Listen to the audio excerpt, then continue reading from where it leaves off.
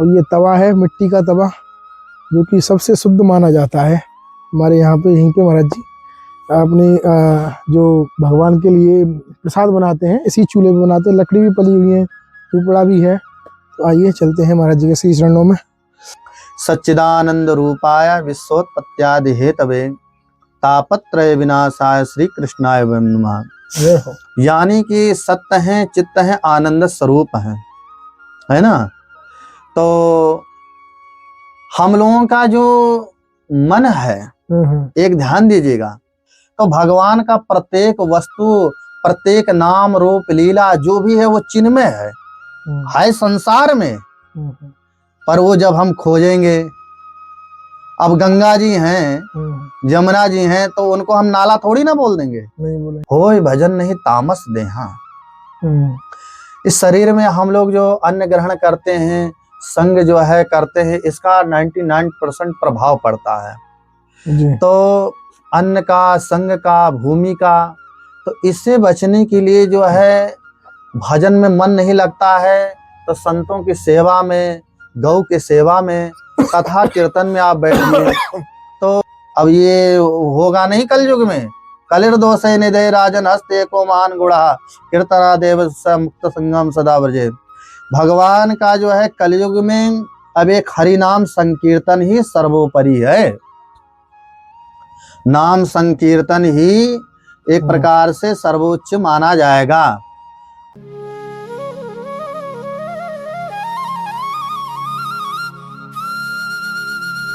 जय जय श्री राधे। आप सभी भक्तजन को कोटि कोटि प्रणाम। और आज आपको संत यात्रा में एक और दुर्लभ संत के दर्शन आपको कराने वाला हूं, जो महाराज जी काफ़ी लंबे समय से इस ब्रज धाम में निवास करते हैं और रामानंदी संत हैं। और बहुत ही अद्भुत सत्संग आज आपको होने वाला है महाराज जी के साथ में, क्योंकि महाराज जी का जो आनंद है, जो संतों का आनंद है, वो एक अलग ही रहता है, उस परम सुख की प्राप्ति कराने वाला रहता है। तो आइए महाराज जी के श्री चरणों में चलते हैं और जानते हैं उनकी रहनी सहनी और उनका प्यार भरा सत्संग संत यात्रा के साथ। देखिए महाराज जी कुटिया में प्रवेश करते हैं। महाराज जी इसमें अंदर ही विराजमान होंगे। हे श्री राधे। ये देखिए, सबसे पहले तो ये महाराज जी का चूल्हा, इस पर महाराज जी भोग प्रसाद आदि बनाते। भैया थोड़ा पास से दिखाइए। और ये तवा है मिट्टी का तवा, जो कि सबसे शुद्ध माना जाता है हमारे यहाँ पे। यहीं पे महाराज जी अपने जो भगवान के लिए प्रसाद बनाते हैं इसी चूल्हे पे बनाते हैं। लकड़ी भी पली हुई है, उपड़ा भी है। तो आइए चलते हैं महाराज जी के श्री चरणों में। जय श्री राधे। महाराज जी विराजे हुए हैं। महाराज जी अंदर आ जाए। अच्छा, इसी पे बैठे हुए हैं। चलो चलो ठीक है महाराज जी, दंडवत महाराज जी। राधे श्याम, राधे श्याम, राधे श्याम, राधे श्याम। और कैसे बस महाराज जी पदार्पण हुआ संतों की कृपा है श्री बिहारी जी के श्री चरण कमल में। जय हो। भागवत में लिखा है जी, सच्चिदानंद रूपाय विश्वोत्पत्त्यादि हेतवे तापत्रय विनाशाय श्री कृष्णाय वयं नमः। भगवान वेदव्यास जी ने सत्य की वंदना की। सत्य ही हरि है और हरि ही सत्य है। आदि में भी सत्य था, मध्य में भी सत्य है और अवसान में भी सत्य ही रहेगा। सत्य ही नारायण है। तो सत्य की वंदना किए। और भगवान श्री कृष्ण कैसे हैं उनका वर्णन किया गया। बोले सत्य हैं, चित्त हैं, आनंद स्वरूप हैं। प्रत्येक जीवात्मा जो है आनंद की खोज में है। संसार में आपको आनंद नहीं मिलेगा।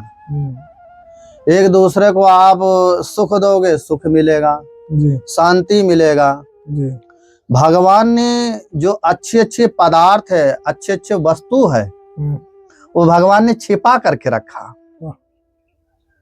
है ना। अब उदाहरण के तौर पर दिया जाए, देखिए कोई गलत मूर्ति है, वो गलत पदार्थ का सेवन करता है, और वही जो है द्रव्य का वो अच्छे पदार्थ लेकर के सेवन करे, है ना। जैसे फल है, काजू है, तो अच्छा पदार्थ भी है और बुरा भी पदार्थ है। अब डिमांड दिमाग आपके ऊपर करता है, निर्भर करता है कि हमें क्या खाना क्या नहीं खाना है। बिल्कुल। तो संसार में भगवान ने आनंद की अनुभूति भी प्रकट की है। और आनंद कहाँ मिलेगा? आनंद कोई वस्तु बाजार की चीज है नहीं भाई। ऐसे भगवान का जो संदर्भ चीज है, बहुमूल्य चीज है, शांति है, आनंद है, भगवान का जो भी प्रिय वस्तु है, यदि वो ऐसे अव्यय हो जाएगा, सब जगह मिलेगा, तो फिर मतलब क्या रहेगा? गलत बताइए। नहीं, सत्य। आज लोग जो है तमाम प्रकार की जिज्ञासा करते हैं, महाराज शांति नहीं है और आनंद की अनुभूति नहीं है और ठाकुर जी का दर्शन नहीं होता है। भैया, किसी पदार्थ को जब ज्यादा हो जाता है तो अव्यय होता है, उसका कोई मूल्य नहीं रहता। गलत बोले तो बताइए। नहीं, सत्य महाराज। तो इसीलिए हीरा तो हीरा ही है जी, हैं, हीरा हीरा है, कांच कांच है। तो भगवान का प्रत्येक वस्तु, प्रत्येक नाम रूप लीला जो भी है वो चिन्मय है संसार में। पर वो जब हम खोजेंगे, अब गंगा जी हैं, जमुना जी हैं, तो उनको हम नाला थोड़ी ना बोल देंगे। नहीं बोलेंगे। वो तो गंगा माँ है, जमुना माँ है, सर्वोपरि हैं, सर्वश्रेष्ठ हैं। कितना भी आप जो है बड़ी बड़ी जो है नदियां बना करके आप जो है प्रवाहित करिए, पर जमुना जी नहीं बोली जाएंगी, गंगा जी नहीं बोली जाएंगी।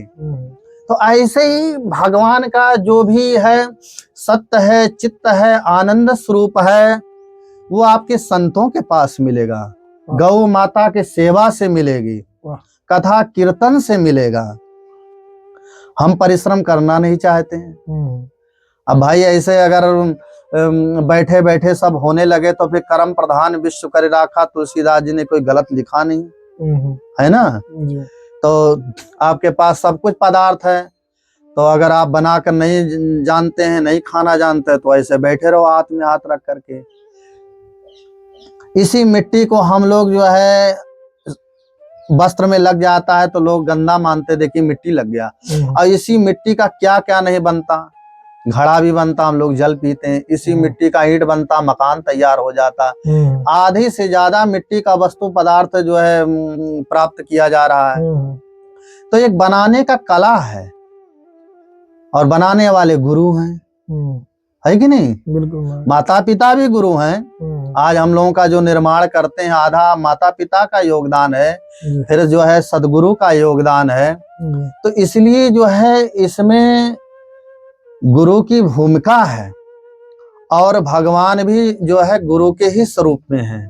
चाहे माता पिता हो, चाहे अध्यात्म गुरु हो, चाहे संत भगवान हो, है ना, ये सब भगवान का ही स्वरूप है।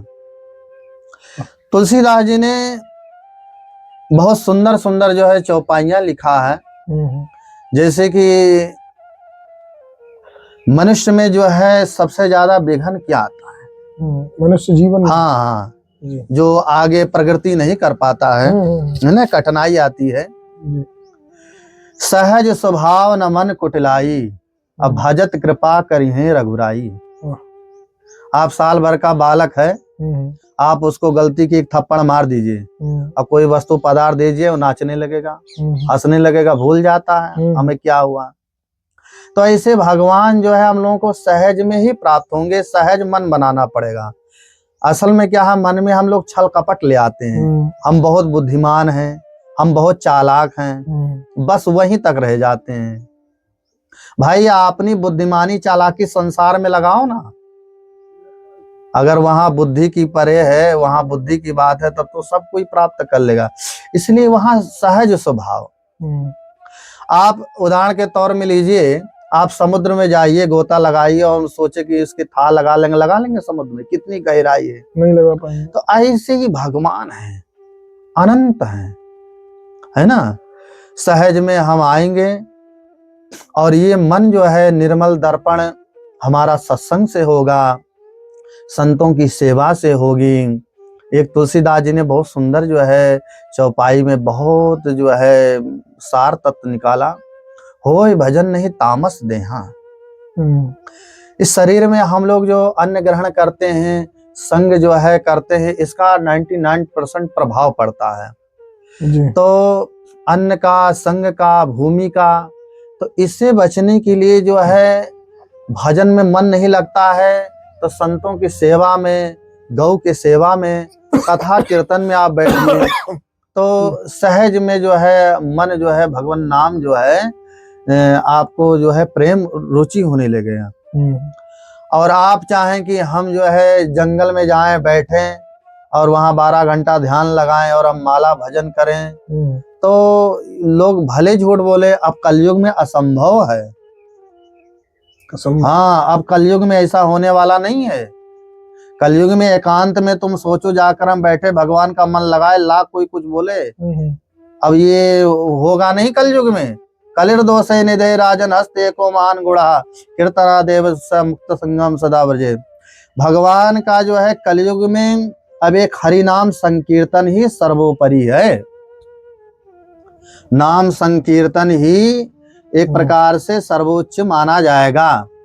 और इस शरीर से यदि आपको जैसे नहीं मन लग रहा है तो गौ सेवा में लगाइए, संतों की सेवा में लगाइए। इसीलिए तुलसीदास जी ने जो नवधा भक्ति में कही है, प्रथम भगत संतन कर संगा, दूसरी रतिमम कथा प्रसंगा, है ना। संतों का संग हो जाए, कथा से प्रेम हो जाए, गौ संत सेवी हो जाएं। हम विश्वास के साथ कहते हैं। वो कभी कभी कोई कोई शब्द होता है, कुछ नहीं जो है प्रयोग किया जाता है, भगवान सब मंगल करने लगते हैं जो वास्तविक है ना। तो हम इस श्लोक के जो वर्णन कर रहे थे, सच्चिदानंद रूपाय, है ना, बहुत भागवत का सार तत्व इम्पोर्टेंट श्लोक है। सच्चिदानंद रूपाय विश्वोत्पत्त्यादि हेतवे तापत्रय विनाशाय श्री कृष्णाय वयं नमः। यानी कि सत्य है, चित्त है, आनंद स्वरूप है ना। तो हम लोगों का जो मन है, एक ध्यान दीजिएगा जी, हम लोगों का मन जो है दोष गुण से युक्त है। बिल्कुल। कभी भी कोई भी वस्तु पदार्थ देखेंगे नहीं अपने भी, तो उसमें या तो गुण देखेंगे या तो दोष देखेंगे। ये सहज है, सत्य। हाँ, तो जैसे अब सुखदेव जी का आपने कथा सुना होगा। सुखदेव जी निर्गुणी थे, बोले हम किसी को नहीं कुछ मानता हूँ, जंगल में बैठे थे। वेदव्यास जी महाराज शिष्यों को श्लोक जो है दिया, कहा कि जा करके सुनाओ, वर्णन नहीं आए, पर जब एक और श्लोक लिख करके दिए कि जा करके इसको सुनाना। अहो वकीयानाम अस्तन काल कोटाम जिघांसयाप्यायाप्य साध्वी, है ना। भागवत में जो ऐसा जो है जब श्लोक का वर्णन किए सुखदेव जी के सामने, इसका ये अर्थ हुआ कि जो पूतना मौसी अपने अस्त्रों में हलाहल जो है विष लगा करके मारने की इच्छा से आई भगवान श्री कृष्ण बाल कृष्ण लाल को, जो माँ को गति बाद में देना चाहिए वो पूतना मौसी को पहले दे दी। कम्बा दयालु, ऐसे कौन दयालु श्री कृष्ण है, शरणम ब्रजेमा। तो जब ये ऐसा जो है श्लोक को श्री सुखदेव जी ने सुना तो उनके मन में बड़ा भाव प्रेम आया कि इतने बड़े प्रभाव भगवान श्री कृष्ण हैं, इतने बड़े दयालु हैं, इतना उनके अंदर गुण है। तो किसी का जब हम गुण की प्रशंसा सुनते हैं तो मन में एक लगाव होना स्वाभाविक हो जाता है। तो सुखदेव जी आए और उनको बहुत जो है श्लोक सुनाया गया, फिर वो भागवत के प्रवक्ता हुए।